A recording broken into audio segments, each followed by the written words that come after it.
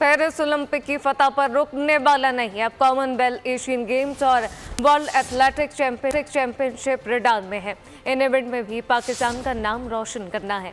आबाई शहर मियां चन्नू पहुंचने पर अरशद नदीम ने फ्यूचर लाइनअप बता दी। कहा कि इसके साथ ही नीरज चोपड़ा मेरे भाई की तरह इनकी वालिदा के जज्बात की कदर करता हूँ। अगर देखा जाए जीत के हवाले से तो अल्लाह ताला ने बड़ी इज़्ज़त दी है।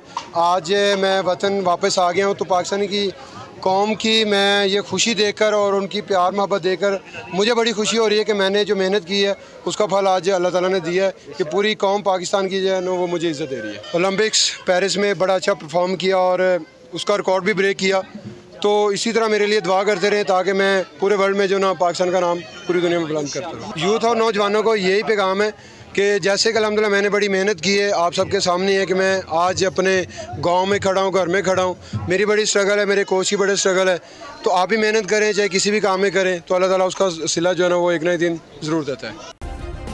सब्सक्राइब करें और बेल दबाएं ताकि कोई खबर रह न जाए।